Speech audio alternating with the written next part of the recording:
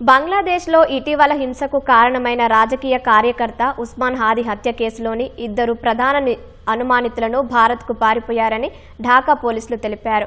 మేఘాలయ రాష్ట్ర సరిహద్దుల మీదుగా భారత్లోకి ప్రవేశించారని వెల్లడించారు. స్థానికుల సాయంతో నిందితులు ఫైసల్, కరీం, మసూద్, అలంఘీర్ షేక్లు హల్వాఘాట్ ద్వారా భారత్లోకి చొరబడ్డట్లు వివరించారు. అనంతరం వారిని పూర్తి, స్వామి అనే ఇద్దరు భారతీయులు టాక్సీలో మేఘాలయలోని టురా సిటీకి చేర్చారని తమకు నిఘా వర్గాల సమాచారం అందిందన్నారు. నిందితులకు సాయం చేసిన ఆ ఇద్దరు భారతీయులు గతంలో భారత పోలీసుల అదుపులో ఉండేవారని తమకు తెలిసిందన్నారు. నిందితులను అరెస్టు చేసి తమకు అప్పగించాలని భారత అధికారులతో అన్ని విధాలా సంప్రదింపులు జరుపుతున్నామని ఢాకా పోలీసులు తెలిపారు. బంగ్లాలో షేక్ హసీనా ప్రభుత్వం కూలిపోవడంలో హాదీ కీలక పాత్ర పోషించారు. భారత వ్యతిరేకి అయిన హాదీ వచ్చే ఏడాది బంగ్లా ఎన్నికల్లో పోటీ చేసేందుకు సిద్ధమయ్యారు. ఈ నేపథ్యంలో డిసెంబర్ 12న దుండగులు కాల్పులో మరణించారు. అనంతరం బంగ్లాలో మరోసారి భారత వ్యతిరేక ఆందోళనలు తీవ్రమయ్యాయి.